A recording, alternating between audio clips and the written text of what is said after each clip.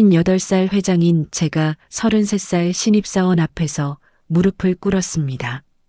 수백 명의 직원이 지켜보는 타운홀 미팅, 그 한가운데서 말입니다. 회장님, 여기서 이러시면 안 됩니다.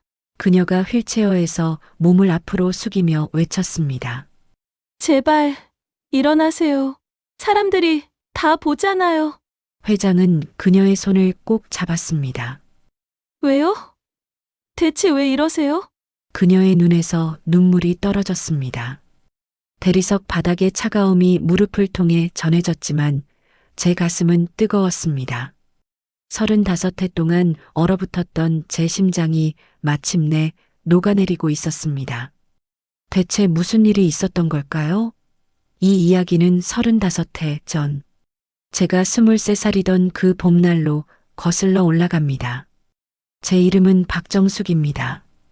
올해 58, 이 나라 굴지의 기업을 이끄는 회장이지만 오늘은 그 화려한 타이틀 뒤에 숨겨진 제 진짜 이야기를 들려드리려고 합니다. 35해 전, 저는 23살의 철없는 아가씨였습니다. 부잣집 외동딸로 태어나 부족한 것 하나 없이 자랐던 저는 대학 캠퍼스에서 만난 그 사람을 사랑했습니다. 그의 가난은 문제가 되지 않았습니다. 눈빛만큼은 누구보다 따뜻했던 그 사람에게 제 모든 것을 걸었고 우리가 세상 무엇보다 강할 거라 확신했습니다. 어느 늦은 봄밤 캠퍼스 벤치에 앉아 그가 제 손을 꼭 잡으며 속삭였습니다. 정수가, 우리 꼭 행복하게 살자. 내 아버지가 뭐라고 하든 상관없어. 내가 너를 평생 지킬게. 정말이야? 정말 평생 나랑 함께 할 거지? 당연하지. 내 평생 너밖에 없어. 우리 둘이면 뭐든 할 수 있어. 그 말을 들으며 저는 정말 믿었습니다. 그의 손은 거칠었지만 따뜻했고 그 온기가 모든 걸 이겨낼 수 있을 거라 생각했습니다. 하지만 석 달 후 제 뱃속에 작은 생명이 자라고 있다는 걸 알았을 때 모든 게 한순간에 무너져 내렸습니다. 가슴이 덜컥 내려앉는 느낌이었습니다. 기쁨과 두려움이 동시에 밀려왔고 손은 떨렸으며 눈앞이 캄캄해지는 것 같았습니다. 하숙집 앞 골목에서 1시간을 기다렸습니다. 추운 3월 바람이 불었고 저는 외투를 여미며 그를 기다렸습니다. 마침내 나타난 그의 얼굴에는 피곤함이 가득했습니다. 오빠, 나 임신했어. 우리 아기야. 그는 담배 연기를 내뿜으며 고개를 돌렸습니다. 제 눈을 마주치지 못하고 땅만 보며 서 있었습니다. 정수가 지금 장난하는 거지? 아니야. 정말이야. 석 달 됐대. 우리 함께 키우자. 영원히 함께하자는 그는 돌변했고 화를 내면서 말했습니다. 내가 지금 무슨 돈으로 애를 키워? 우리가 키우면 되잖아. 내가 일할게. 사랑한다며? 정수가 정신 차리고 현실을 봐. 나는 아직 아기 키울 능력이 안 돼 미안해. 그는 그렇게 돌아섰고 저는 그의 뒷모습을 붙잡을 수가 없었습니다. 차가운 바람만이 저를 스쳐 지나갔고 가슴 한쪽이 무너지는 것 같았습니다. 심장이 쥐어짜이는 듯한 고통이 밀려왔고 눈물이 멈추지 않았으며 다리에 힘이 풀려 그 자리에 주저앉고 말았습니다. 사흘 뒤 하숙집 주인 아주머니에게 들었습니다. 다른 여자와 서울을 떠났다고 어디로 갔는지는 모른다고 말했습니다. 그날 밤 집으로 돌아가서 아버지께 떨리는 마음으로 이야기를 꺼냈습니다. 냉철하고 엄격한 사업가. 그게 제가 아는 아버지의 전부였습니다. 그런 아버지에게 가난한 대학생과의 사랑은 용납될 수 없는 일이었습니다. 게다가 제가 그 사람의 아이를 가진 미혼모라니 아버지의 분노는 상상 이상이었습니다. 뭐, 애를 가졌다고? 당장 내일 병원 가서 지워. 아버지, 제발이요. 저 이 아이 낳고 싶어요. 결혼도 안 한 주제에 우리 집안 망신시킬 셈이야? 이건 생명이에요, 아버지. 닥쳐. 그럼 이 집에서 나가. 당장. 이제부터는 너는 내 딸이 아니다. 호적에서 팔 테니 그리 알아라. 다음 날 아침 저는 집 밖으로 쫓겨났습니다. 짐도 제대로 챙기지 못한 채 계단을 내려갔고 뒤를 돌아봤지만 어머니는 커튼 뒤에 숨어 계셨습니다. 아버지의 성화에 어머니는 꼼짝도 못하셨어요. 손에 든 건 작은 가방 하나와 통장 하나뿐이었고 그 통장에는 100만 원이 채 들어있지 않았습니다. 세상이 무너지는 것 같았습니다. 발걸음을 뗄 때마다 무게가 느껴졌고 뒤돌아볼 수 없었으며 앞으로 어떻게 살아가야 할지 막막했습니다. 그날부터 저는 고시원에서 살기 시작했습니다. 좁은 방, 공용 화장실, 얇은 벽 너머로 들리는 이웃의 기침 소리가 제 새로운 일상이 되었습니다. 월세 20만 원, 그것이 제가 감당할 수 있는 유일한 공간이었습니다. 창문 하나 없는 방에 누워 천장을 바라볼 때면 눈물이 났습니다. 몸은 날마다 무거워졌습니다. 손발은 퉁퉁 부었고 입덧은 하루 종일 저를 괴롭혔습니다. 아침에 일어나면 토하고 낮에 일하다가도 토했습니다. 그래도 일을 해야 했습니다. 매점 야간 알바를 시작했고 밤 11시부터 아침 7시까지 8시간을 서서 일했습니다. 임신 5개월이 되자 발은 퉁퉁 부었지만 참아야 했습니다. 계산대 앞에서 똑같은 말을 수백 번 반복하면서 저는 배를 쓰다듬었습니다. 아가야, 조금만 참아. 엄마가 꼭 지켜줄게. 뱃속의 아기는 제가 일하는 동안에도 조용히 자라고 있었습니다. 가끔 가볍게 발길질을 하는 걸 느낄 때면 미안한 마음이 밀려왔습니다. 제대로 먹지도 못하고 제대로 쉬지도 못하는데 이 아이는 제 몸속에서 열심히 자라고 있었습니다. 낮에는 전단지를 돌렸고 한 장에 50원씩 하루 1000장을 돌리면 5만 원이었습니다. 햇볕이 뜨거워도 비가 와도 눈이 와도 돌려야 했습니다. 저녁에는 식당에서 설거지를 했고 2시간에 2만 원이었습니다. 하루에 4시간도 채 못 자면서 일했습니다. 벌어들이는 돈은 고작 하루 5만 원에서 7만 원 정도였고 그 돈으로 고시원비와 밥값을 내고 나면 남는 게 없었습니다. 병원비를 모으는 건 불가능해 보였고 절망감이 엄습했으며 매일 밤 눈물로 베개를 적셨습니다. 가슴 한쪽이 무너지는 것 같았고 숨 쉬는 것조차 버거웠으며 하루하루가 지옥 같았습니다. 한 달이 지나고 2달이 지나면서 몸은 한계에 다다랐습니다. 임신 6개월쯤 되었을 때 길에서 쓰러졌습니다. 전단지를 돌리다가 갑자기 눈앞이 캄캄해졌고 다리에 힘이 풀렸으며 의식이 흐려졌습니다. 정신을 잃기 직전 누군가 제 팔을 붙잡는 게 느껴졌습니다. 정신을 차렸을 때 낯선 곳이었습니다. 작은 분식집 안쪽 방이었고 이불이 깔려 있었습니다. 따뜻한 온기가 몸을 감싸고 있었고 그 따뜻함에 눈물이 났습니다. 얼마 만에 느껴보는 따뜻함인지 기억나지 않았습니다. 문이 열리며 50대쯤 되어 보이는 여자분이 들어오셨고 인자한 얼굴에 주름진 손에는 따뜻한 물 한 컵이 들려 있었습니다. 정신 드셨어요? 임신하셨더라고요. 언제 마지막으로 제대로 드셨어요? 저는 대답할 수 없었습니다. 마지막으로 제대로 먹은 게 언제였는지 기억나지 않았고 그저 눈물만 흘렀습니다. 그분은 부엌으로 나가셨다가 따뜻한 국물을 끓여오셨습니다. 된장찌개였고 그 구수한 냄새를 맡는 순간 눈물이 더 많이 났습니다. 애밴 몸으로 이러면 어떡해요. 여기 앉아서 천천히 드세요. 감사합니다. 정말 감사합니다. 에이, 뭐려. 어머니 마음이 다 그렇죠. 내 딸이었으면 어쩔 뻔했나 싶어서요. 그 국물을 마시며 눈물을 흘렸던 기억이 지금도 생생합니다. 사람의 온기가 그렇게 그리웠습니다. 뜨거운 국물이 목구멍을 타고 내려갈 때마다 얼어붙었던 가슴이 조금씩 녹는 것 같았고 살아있다는 느낌이 들었으며 포기하지 말아야겠다는 생각이 들었습니다. 출산 예정일이 다가왔습니다. 3월 12일 새벽 진통이 시작되었습니다. 고시원에서 혼자 진통을 견디다가 택시를 타고 병원으로 갔고 분만실에 누웠을 때는 이미 진통 간격이 10분 이내로 좁혀져 있었습니다. 고통은 상상을 초월했고 몸이 찢어지는 것 같았으며 숨을 쉬는 것조차 힘들었습니다. 옆 침대에는 남편과 시어머니가 함께 온 산모가 있었습니다. 그들은 웃으며 초음파 사진을 보고 있었고 그 모습이 부러우면서도 슬펐습니다. 저는 천장만 바라봤습니다.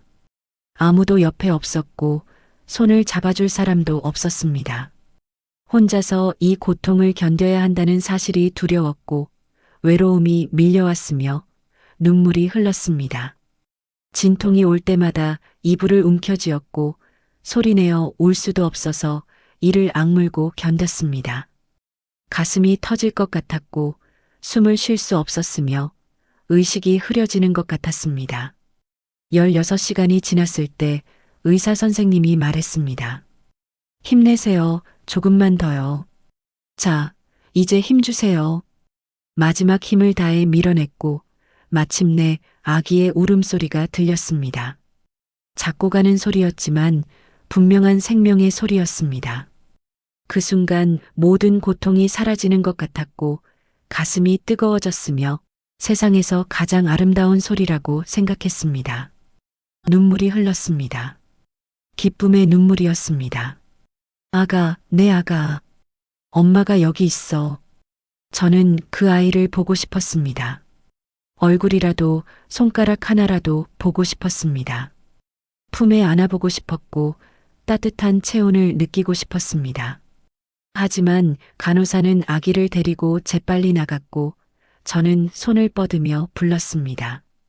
제 아기요. 제발 보여주세요. 아무도 대답하지 않았습니다. 그 침묵이 불길했고 가슴이 철렁 내려앉았으며 불안감이 밀려왔습니다. 1시간쯤 지났을 때 분만실 문이 열렸고 어머니가 들어왔습니다. 몇 달 동안 연락 한 번 없던 어머니가 거기 서 계셨습니다. 저는 눈을 의심했고 꿈을 꾸는 건 아닌가 싶었습니다. 어머니, 제 아기 봤어요? 어머니는 대답하지 않으시고 의사 선생님과 복도에서 대화를 나누셨습니다.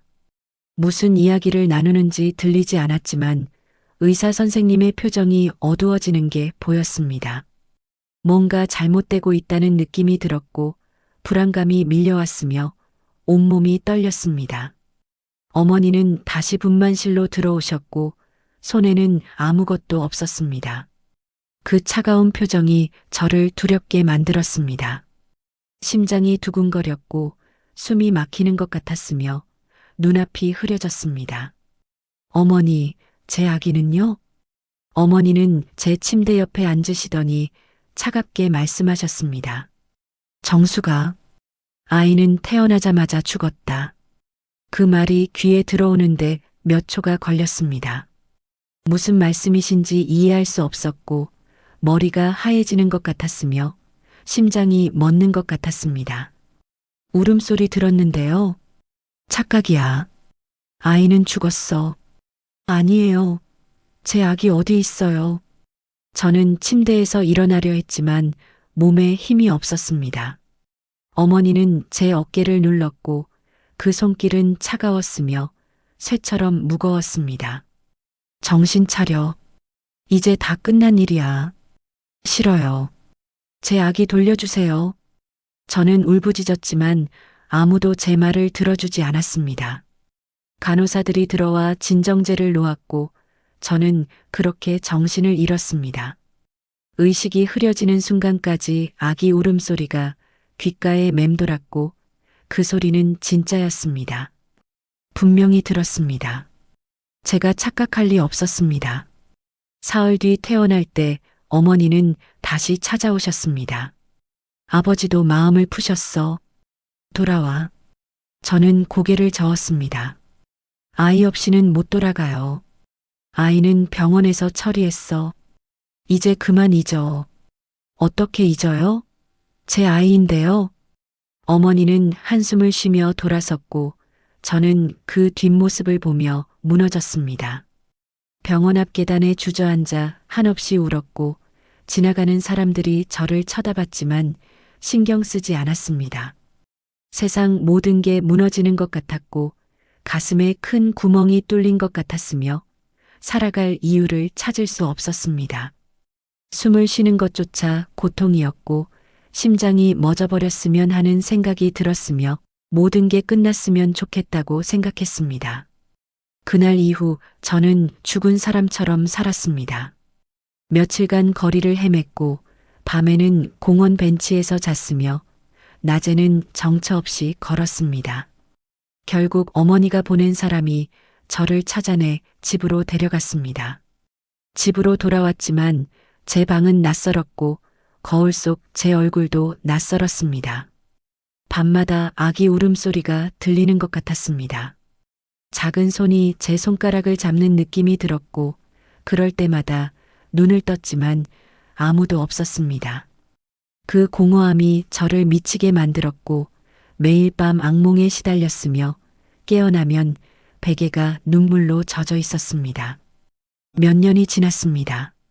아버지는 제게 사업을 배우라고 했고 저는 로봇처럼 따라갔습니다. 감정이라는 게 사라진 것 같았고 그저 시키는 대로 움직였으며 하루하루가 의미 없이 지나갔습니다. 회사에서 일하고 거래처를 만나고 계약서에 서명했습니다. 살아있지만 죽은 것 같았고 숨을 쉬지만 질식하는 것 같았으며 웃지만 행복하지 않았습니다. 10년이 지나고 20년이 지나면서 저는 성공한 사업가가 되었습니다. 아버지가 돌아가신 뒤 회사를 물려받았고 매출을 2배로 늘렸으며 업계 최고의 기업인이라는 타이틀을 얻었습니다. 사람들은 저를 강한 여자라고 불렀고 무너지지 않는 사람이라고 했으며 본받을 만한 롤모델이라고 추켜 세웠습니다. 하지만 아무도 몰랐습니다. 제 손이 밤마다 떨린다는 걸, 아이들만 보면 숨이 막힌다는 걸, 35해 동안 단 하루도 그 아이를 잊은 적이 없다는 걸 아무도 알지 못했습니다. 성공했지만 공허했고 부유했지만 가난했으며 모든 걸 가졌지만 가장 중요한 걸 잃어버렸습니다. 그리고 그해 가을 어머니가 쓰러지셨습니다. 병원 중환자실에서 산소호흡기 소리만이 조용히 울렸습니다. 어머니는 침대에 누워 눈을 감고 계셨고 주름진 얼굴은 평화로워 보였습니다. 의사 선생님은 저를 복도로 불러내 조심스럽게 말했습니다. 회장님, 시간이 얼마 남지 않으셨습니다. 저는 어머니 곁에 앉아 그 주름진 손을 잡았습니다. 한때는 저를 안아주던 손이었고 밥을 먹여주던 손이었습니다. 제가 세상에서 가장 사랑하던 손이었지만 이제는 너무나 작고 차가웠습니다. 뼈만 남은 것 같았고 곧 사라질 것 같았으며 가슴이 먹먹했습니다. 사흘 동안 어머니는 깨어나지 않으셨습니다. 저는 병실을 떠나지 않았고 간호사들이 식사하라고 해도 거절했습니다. 그저 어머니 손을 잡고 앉아 있었고 할 말이 많았지만 어머니는 대답하지 않으셨습니다. 나흘째 되는 날 새벽 어머니가 희미하게 눈을 뜨셨습니다. 창밖으로 동이 트고 있었고 병실은 희미한 빛으로 채워지고 있었습니다. 정수가, 거기 있니? 네, 어머니. 여기 있어요. 어머니는 제 손을 힘없이 쥐셨습니다. 그 손에는 힘이 없었지만 떨리고 있었고 저는 두 손으로 어머니 손을 감쌌습니다. 할 말이 있어. 늦었지만 해야 할 말이.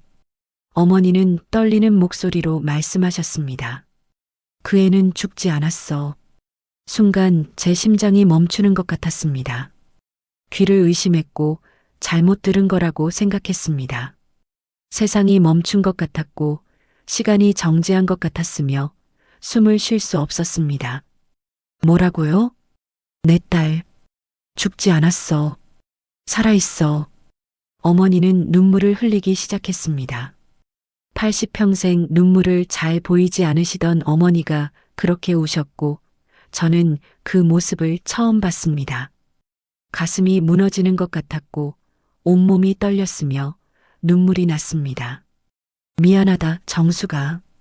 정말 미안하다. 그땐 내가 너무 어리석었어. 너가 미혼모로 게다가 장애가 있는 아이를 혼자 키운다는 게 얼마나 힘든 일인지 겁이 났다. 나는 그저 내 앞날이 걱정되었어. 그런데 그 걱정이 어느새 두려움으로 바뀌어 너의 아기가 마치 내 인생을 막는 장애물처럼 보였던 거야. 어머니의 고백이 시작되었습니다.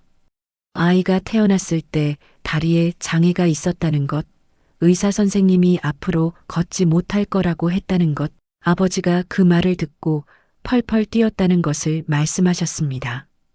그래서 어떻게 하셨는데요? 보호시설로 보냈어. 사랑의 집이라는 곳으로. 저는 어머니 손을 놓았습니다. 분노가 치밀어 올랐지만 동시에 무력감이 몰려왔습니다. 울어야 할지 소리쳐야 할지 알 수 없었고 그저 멍하니 어머니를 바라볼 뿐이었습니다.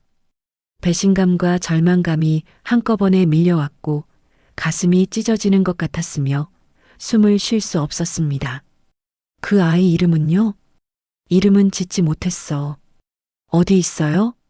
모르겠어. 그 시설이 15년 전에 문을 닫았다고 들었어.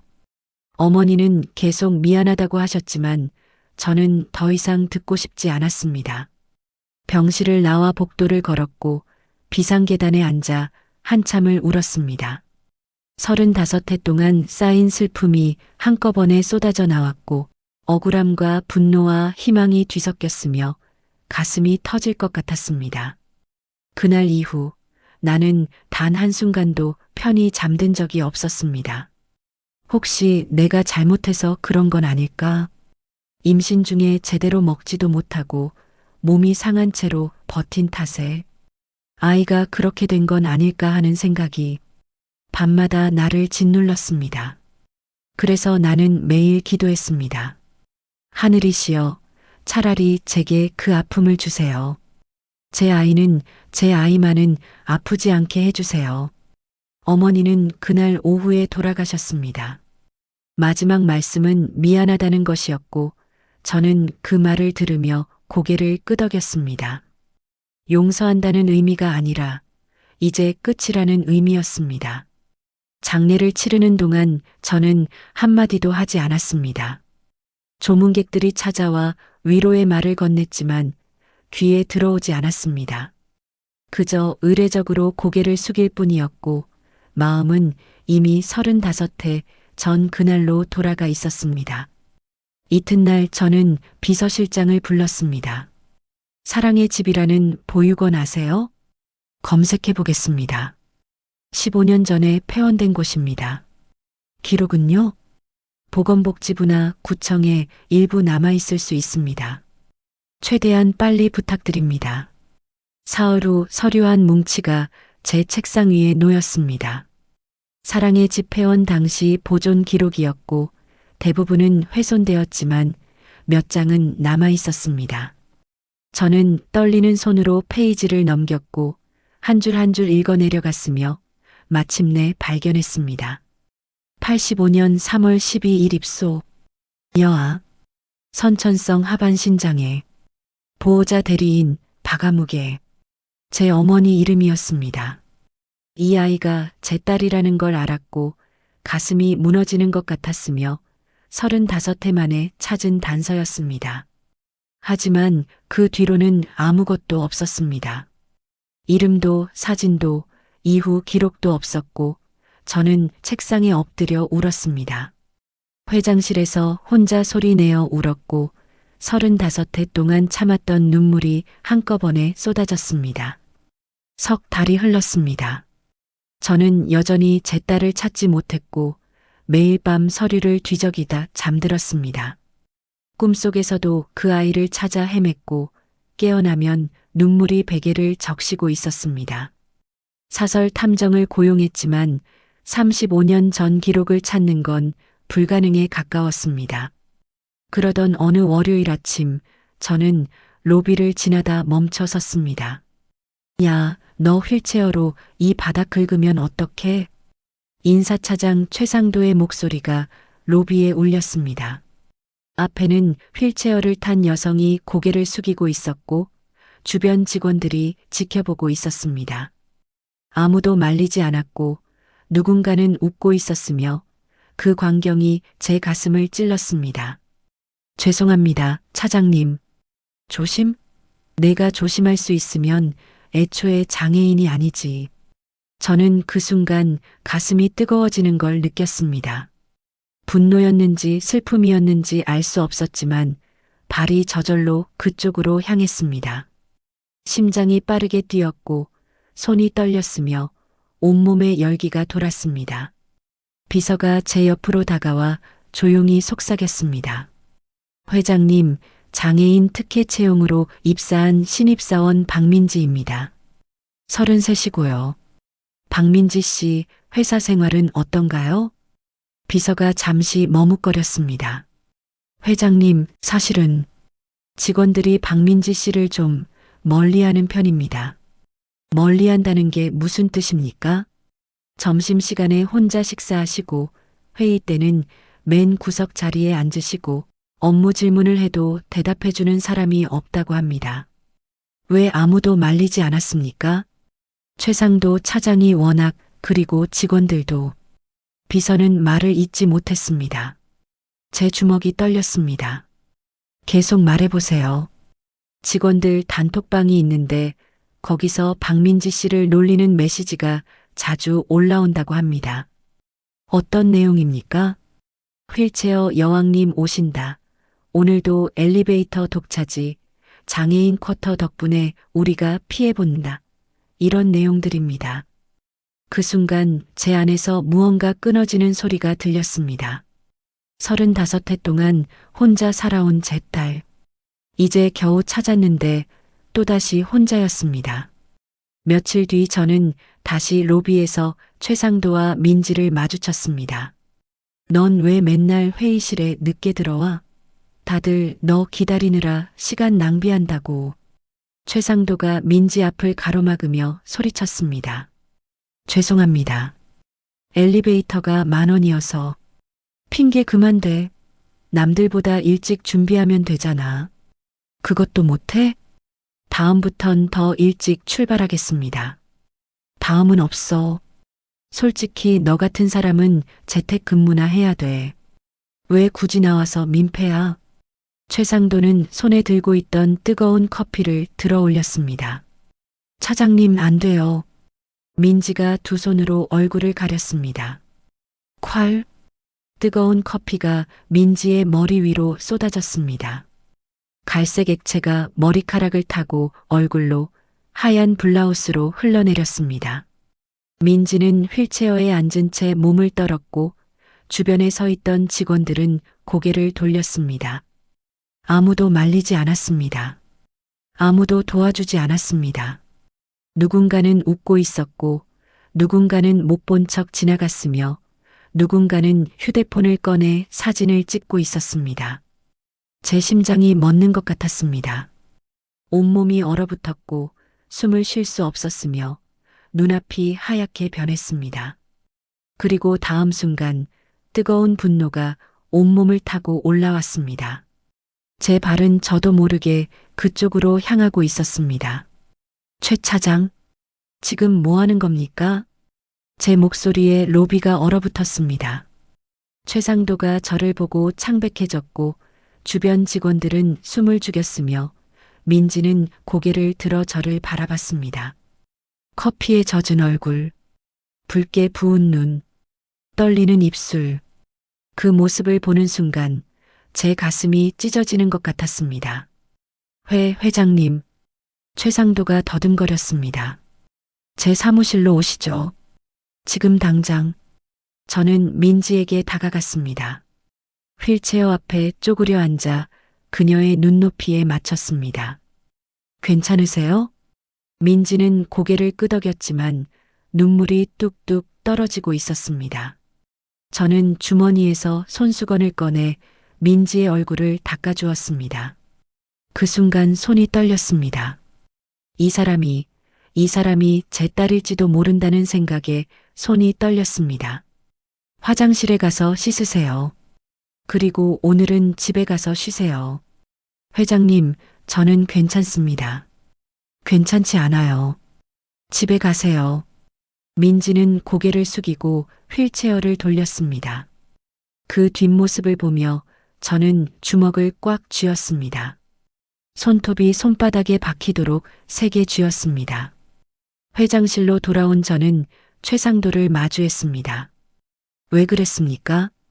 회장님, 그게... 대답하세요. 왜 직원에게 커피를 부었습니까? 저도 화가 나서 맨날 늦고 일도 제대로 못하고 그게 커피를 부을 이유가 됩니까? 최상도는 대답하지 못했습니다.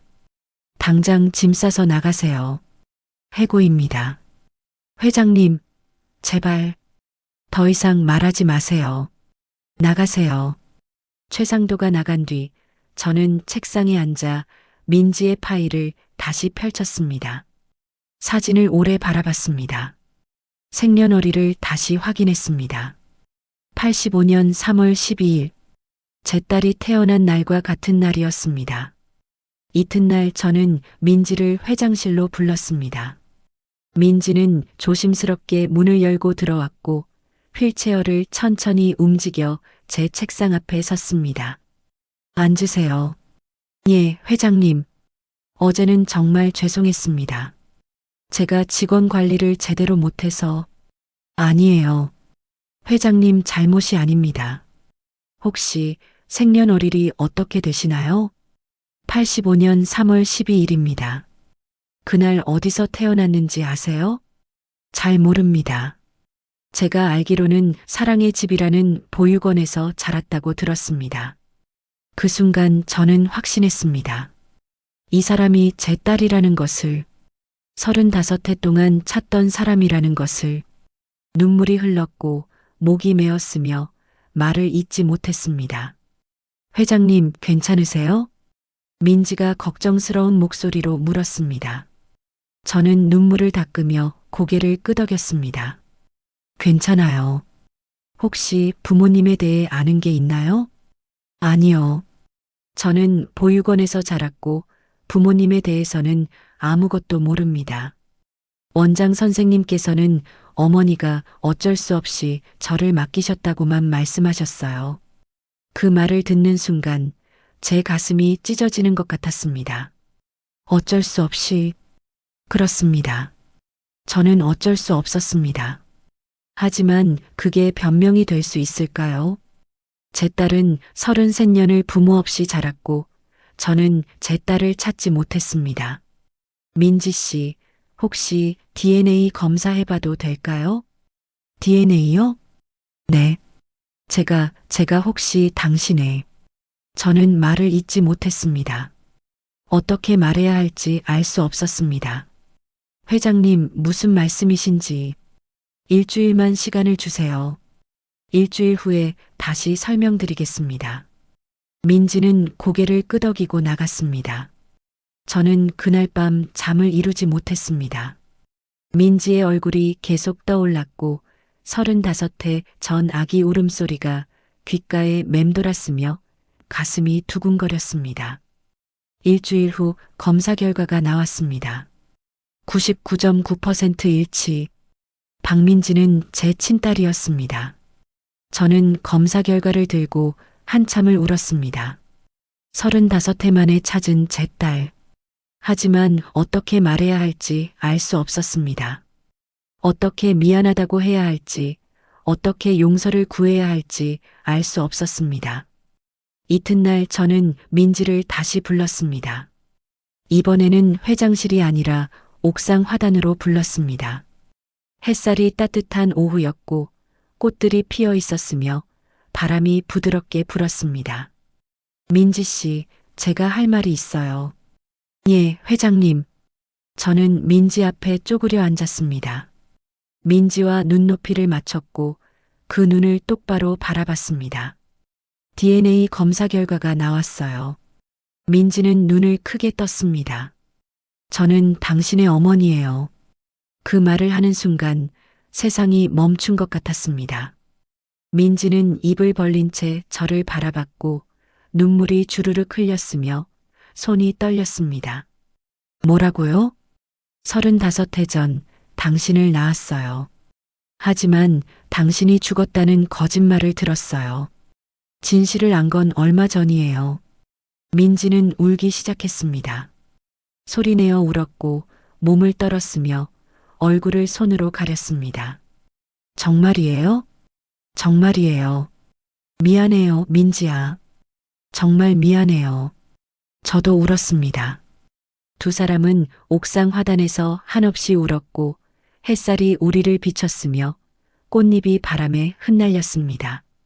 그 후 며칠 동안 저와 민지는 천천히 이야기를 나눴습니다. 민지의 지난 33년을, 제 지난 35년을 나눴습니다.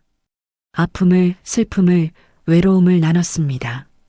보육원에서는 힘들었어요. 다른 아이들은 부모님이 찾아오는데 저는 아무도 오지 않았어요. 휠체어를 타서 놀림도 많이 받았어요.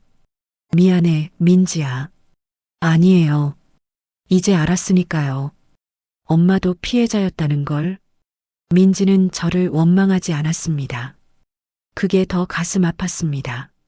원망받는 게 더 나았을 텐데 민지는 오히려 저를 안아줬습니다. 엄마, 이제 우리 함께 살아요. 그래, 민지야. 이제 함께 살자. 하지만 저는 알고 있었습니다. 민지가 회사에서 얼마나 힘들어했는지를. 최상도뿐만 아니라 다른 직원들도 민지를 따돌렸다는 걸. 그리고 저는 결심했습니다.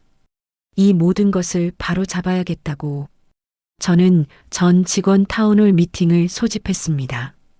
제가 직접 진실을 말할 때가 됐다고 생각했습니다. 타운홀 당일 강당에는 500명의 직원이 모였습니다. 저는 무대에 올랐고 마이크 앞에 섰으며 깊은 숨을 들이쉬었습니다. 오늘 여러분께 제 이야기를 하려고 합니다. 35해 동안 숨겨왔던 이야기를요. 그리고 저는 모든 것을 말했습니다. 23살의 임신, 아기의 탄생, 거짓말, 35해의 슬픔, 그리고 민지를 찾은 이야기를 말했습니다. 강당은 조용했습니다. 누군가 울고 있었고 누군가 고개를 숙이고 있었으며 모두가 숨을 죽이고 있었습니다. 박민지 씨는 제 딸입니다. 35해 만에 찾은 제 딸입니다. 그 순간 강당 뒤에서 누군가 일어났습니다. 민지였습니다. 휠체어를 타고 앉아있던 민지가 고개를 들었고 눈물을 흘리고 있었습니다. 저는 무대에서 내려왔습니다. 강당 중앙 통로를 걸었고 모든 직원이 저를 바라봤으며 침묵이 흘렀습니다. 한 걸음 한 걸음 민지에게 다가갔습니다. 50m가 10년처럼 느껴졌습니다. 강당을 가로지르는 그 길이 제 인생 전체를 가로지르는 것 같았습니다. 35해 전 병원 복도, 고시원으로 가던 길, 편의점으로 가던 길, 모든 길이 이 순간을 향해 있었습니다. 어떤 사람은 눈물을 흘리고 있었습니다. 어떤 사람은 손으로 입을 막고 있었습니다. 어떤 사람은 고개를 숙이고 있었습니다. 저는 계속 걸었습니다. 한 걸음, 민지가 보였습니다. 또 한 걸음, 민지의 얼굴이 더 선명해졌습니다. 또 한 걸음, 민지의 눈물이 보였습니다. 맨 뒷줄까지는 50m쯤 되었습니다. 평소 같으면 1분도 안 걸릴 거리였습니다. 하지만 오늘은 마치 10년을 걷는 것 같았습니다. 35회를 걷는 것 같았습니다. 저는 그 길을 걸으며 생각했습니다. 35회 전 병원 복도, 고시원으로 가던 길, 편의점으로 가던 길, 제 인생의 모든 길이 이 순간을 향해 있었다는 것을. 민지가 점점 가까워졌습니다. 10m, 5m, 3m. 민지는 휠체어에 앉은 채 고개를 숙이고 울고 있었습니다. 눈물이 바닥에 떨어지고 있었습니다. 마침내 민지 앞에 도착했습니다. 1m 앞에 섰습니다. 저는 멈췄습니다. 민지는 고개를 들어 저를 바라봤습니다. 눈이 빨갛게 충혈되어 있었고 눈물 범벅이었습니다. 저희는 서로를 바라봤습니다. 어머니와 딸이 35해 만에. 그 순간 강당의 모든 소리가 사라졌습니다. 세상에 우리 둘만 남은 것 같았습니다. 저는 천천히 무릎을 꿇기 시작했습니다. 오른쪽 무릎이 먼저 바닥에 닿았습니다. 차가운 대리석이 무릎을 통해 느껴졌습니다. 하지만 저는 신경 쓰지 않았습니다. 그리고 왼쪽 무릎이 바닥에 닿았습니다. 58살 회장이 33살 신입사원 앞에서 무릎을 꿇었습니다. 수백 명의 직원이 지켜보는 가운데 강당에서 누군가 숨막히는 소리를 냈습니다. 회장님, 안 돼요. 민지가 휠체어에서 몸을 앞으로 숙이며 외쳤습니다. 제발 일어나세요. 사람들이 다 보잖아요. 괜찮아. 이게 맞는 거야. 저는 민지의 손을 꼭 잡았습니다. 왜요? 대체 왜 이러세요? 민지의 눈에서 눈물이 떨어졌습니다. 늦어서 미안해. 저는 무릎을 꿇은 채 민지를 올려다봤습니다. 평생 처음으로 딸을 올려다보았습니다. 35해 동안 그리워했던 얼굴을 올려다보았습니다. 눈물이 흘렀습니다. 더 이상 참을 수 없었습니다. 민지야, 미안해.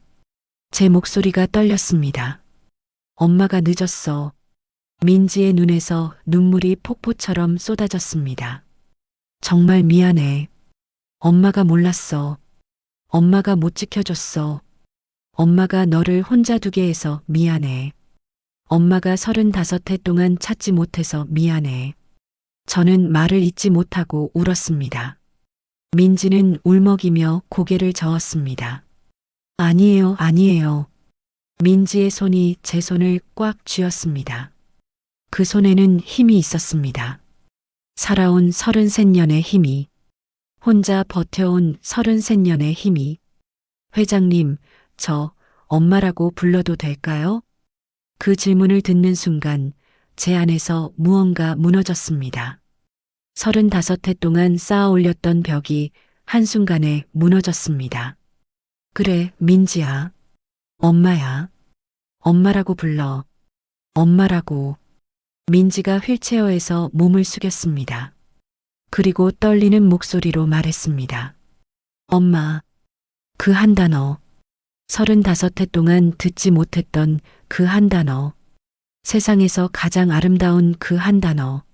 엄마. 민지가 다시 불렀습니다. 저는 더 이상 참을 수 없었습니다. 일어나 민지를 안았습니다. 휠체어에 앉은 민지를 서서 안았고 민지는 제 허리를 안았습니다. 엄마, 엄마, 우리 엄마. 그 목소리를 들으며 저는 울었습니다. 강당 전체가 울고 있었습니다. 수백 명의 직원들이 서서 울고 있었습니다.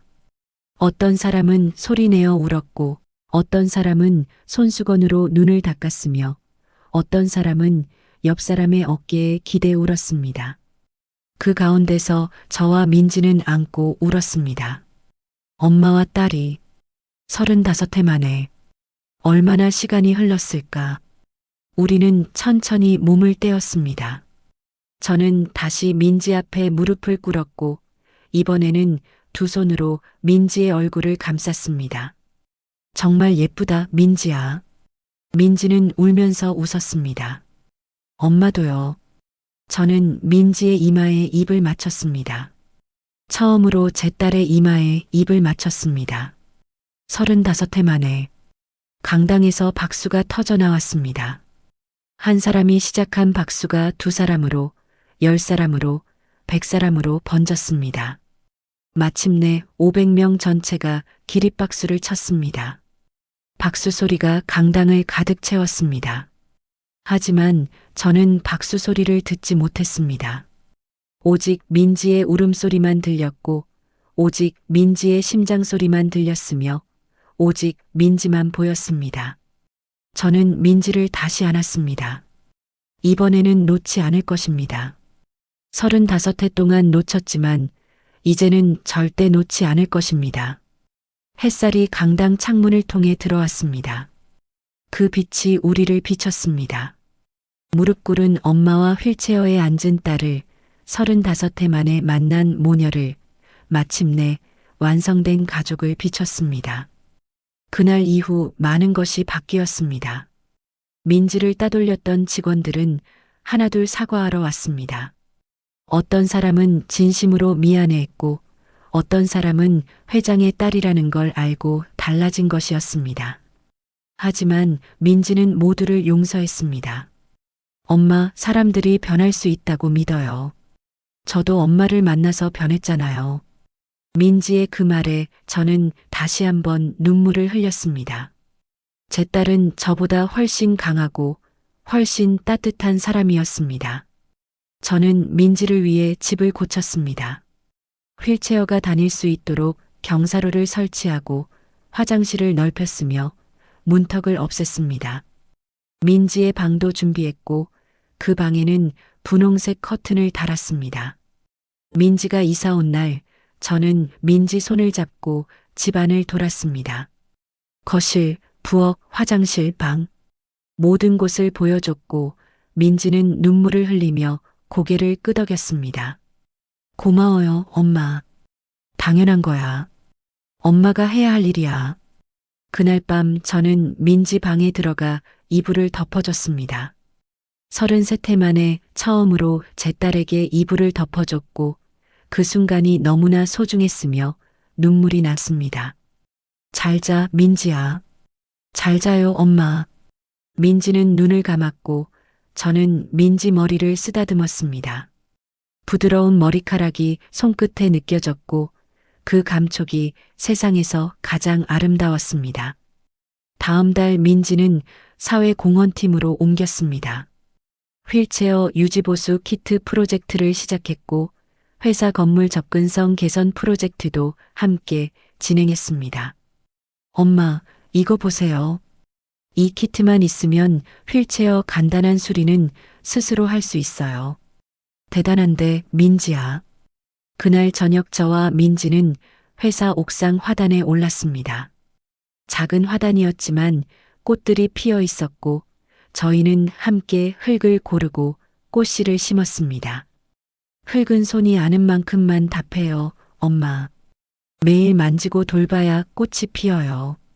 그러니까 우리는 매일 만져야겠네. 네, 매일이요. 햇살이 두 사람의 손 위로 스며들었습니다. 민지의 손은 거칠었지만 따뜻했고 그 온기가 제 가슴을 채웠습니다.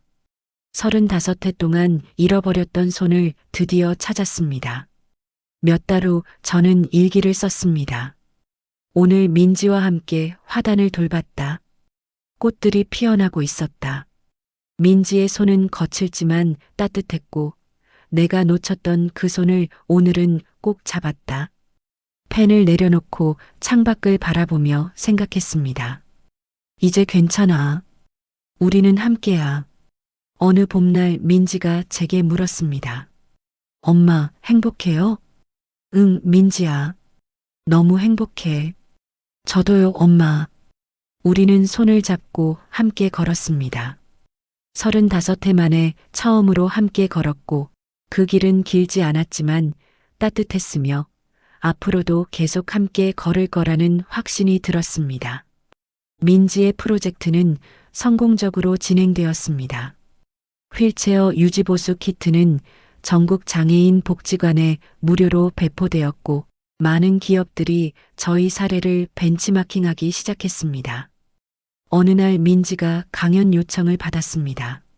엄마, 제가 강연 요청을 받았어요. 좋은데? 해봐. 강연 당일 저는 객석 맨 뒷자리에 앉아 민지를 지켜봤습니다. 민지는 단상에 올라 마이크 앞에 섰고 떨리는 목소리로 말하기 시작했습니다. 저는 33년 동안 혼자였습니다. 보육원에서 자랐고 휠체어를 탔고 많은 차별을 받았습니다. 하지만 포기하지 않았습니다. 그리고 마침내 찾았습니다. 제 엄마를요. 청중들이 박수를 쳤고 저는 뒷자리에서 눈물을 흘렸습니다. 제 딸이 당당하게 서서 자신의 이야기를 하는 모습이 자랑스러웠고 가슴이 벅차올랐으며 행복했습니다. 그해 겨울 저희는 함께 첫 크리스마스를 보냈습니다. 엄마, 이게 가족이 함께하는 크리스마스구나. 엄마도 처음이야. 앞으로 매년 함께 보내요. 약속해. 이듬해 봄 민지의 프로젝트가 정부 포상을 받았습니다. 엄마, 이 상은 엄마 거예요. 아니야. 이건 내 상이야. 우리 함께 받은 거야. 그날 저녁 저희는 함께 화단으로 갔습니다. 봄꽃들이 만개해 있었고 저희가 심었던 씨앗들이 모두 꽃을 피웠습니다. 엄마 봐요. 우리가 심은 꽃들이 다 폈어요. 우리도 이 꽃들처럼이에요. 힘든 겨울을 견디고 봄에 꽃을 피웠어요. 민지는 제 손을 잡았습니다. 그 손은 거칠었지만 따뜻했고 그 온기가 제 가슴을 채웠습니다. 엄마 사랑해요. 엄마도 사랑해, 민지야. 우리는 손을 잡고 꽃밭을 걸었습니다. 35해가 늦었지만 지금이라도 함께할 수 있어서 감사했습니다. 붙잡지 못했던 그 손을 오늘은 놓지 않았습니다. 35해 동안 잃어버렸던 시간을 되돌릴 수는 없지만 지금 이 순간부터 우리는 함께입니다. 35해 동안의 어둠이 있었기에, 지금의 빛이 더욱 소중하고 헤어져 있었던 시간이 있었기에 함께하는 지금이 더욱 감사합니다. 햇살이 화단을 비추고 꽃잎이 바람에 흩날리고 저희 모녀의 그림자가 땅 위에 나란히 드리웠습니다. 35해 만에 완성된 그림자였고 앞으로 평생 함께할 그림자였으며 더 이상 혼자가 아닌 그림자였습니다. 이 이야기를 들어주셔서 감사합니다. 때로는 길을 잃어도 괜찮습니다. 때로는 포기하고 싶어도 괜찮습니다. 하지만 끝까지 버티면 언젠가는 찾고 있던 그 손을 잡을 수 있습니다. 저와 민지가 그랬던 것처럼요. 35해라는 시간이 두 사람을 갈라놓았지만 결국 다시 만나게 해주었습니다. 거짓말이 진실을 숨겼지만 결국 진실이 밝혀졌습니다. 그리고 한 사람의 용기가 모든 것을 바꿔놓았습니다. 여러분도 포기하지 마세요. 여러분을 찾는 손이 분명 어딘가에 있을 테니까요. 그 손을 놓치지 마세요. 그 손을 꼭 잡으세요. 그리고 절대 놓지 마세요. 감사합니다.